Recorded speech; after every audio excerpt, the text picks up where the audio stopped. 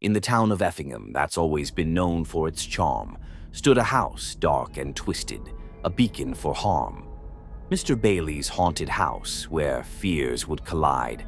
For years it had thrived, but there were horrors inside. Each Halloween season, the thrill seekers came to face down their nightmares, to bask in the fame. The screams in the night, the cold sweat on their brows, but none knew the truth of that sinister house. The monsters each year, they seemed so damn real, but folks just assumed it was part of the deal. Just actors, they'd laugh as the blood hit the floor. But they didn't know, they were in for much more.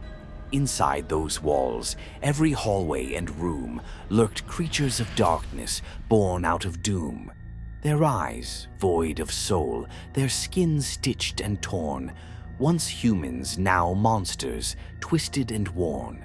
Mr. Bailey, the bastard, he played God with their lives, took innocent people, made them his wives, stripped them of sanity, twisted their minds, turned them to beasts, bound in chains, confined.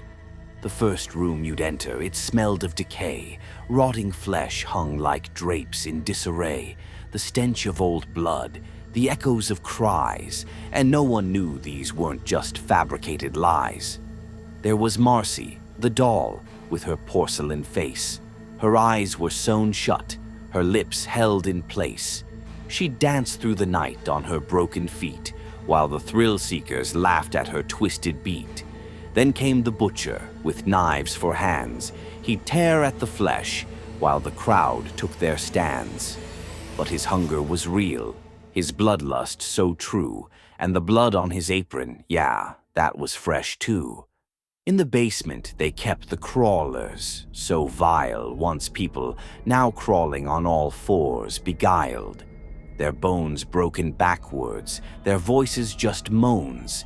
They dragged through the filth, scraping marrow from bones. Every year brought new horrors, fresh meat for the grind, as Bailey unleashed all the beasts of his mind. But one year it all went to shit in the end, when one of those monsters broke free from its pen. The Claw, once a man, now a creature of spite, escaped from his chains in the dead of the night. He tore through the house, left a path full of dread, while thrill-seekers screamed as they saw their friends dead. Blood splattered walls, and the house went insane, as the monsters broke free, tearing flesh from the vein. What was meant to be fake turned so horrifically real, as the crowd's terrified screams punctuated the deal. The authorities came, shut the whole fucking thing down, found Bailey in the attic, wearing a twisted crown. His staff was arrested, their secrets laid bare, and the town faced the truth of the horrors in there. They dug up the yard, unearthed grave after grave, hundreds of bodies, none left to save. These weren't just monsters, they were once human souls, destroyed by a man with no conscience, only monetary goals.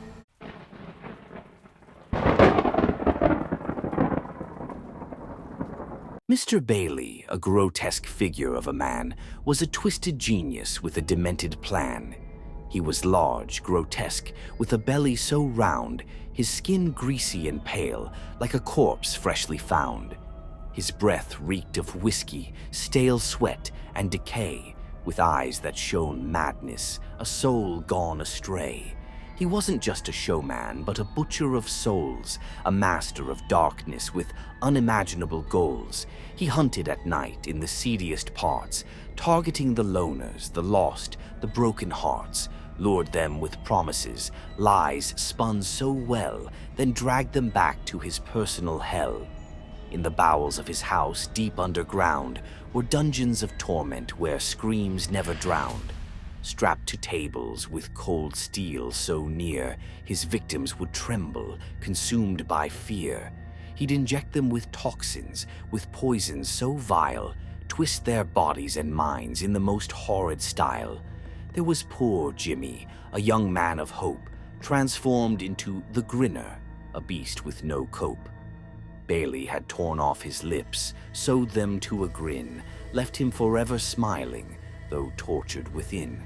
His teeth, jagged and sharp, were forced into shape, and his eyes held wide open with wires of tape. He roamed the halls, laughing, a sound so deranged, while the thrill-seekers cowered, his madness unchained. Then there was Sylvia, once a beauty so fine, turned into the siren, her voice now malign. Bailey had cut out her tongue, replaced it with steel. A shrill, haunting wail was all she could feel. Her hair, long and black, had been torn from her scalp, her fingernails filed into claws for a scalpel. She'd sing to the crowds in a voice so grotesque, but when they got close, she'd scratch and she'd rest. The Stitch was a creation that caused many to wail, a man once whole, now sewn from parts frail. Bailey had taken his limbs, each from another, stitched them together like some sick kind of brother. His joints didn't bend right, his skin didn't fit, and every step he took, his flesh would split. He lumbered through corridors, leaving trails of red, while thrill-seekers watched, thinking it's all in their head. As the seasons would end and the crowds would leave, Bailey would gather his monsters to grieve. But there was no mercy, no rest for the damned. His methods of disposal were brutally planned. The bodies were worn, their minds beyond repair, so Bailey and his crew would take them with care. In the dead of night, they'd drag them away to a room deep inside, where light never lay. There they had grinders, vats filled with acid, to dispose of the monsters in a manner so placid. The flesh would dissolve, the bones would grind, and the remnants were scattered, leaving nothing behind. His staff, complicit, just as twisted as he, would help with the killings, with a sick sense of glee. They were all broken, soulless, devoid of light, serving their master in the darkness of night.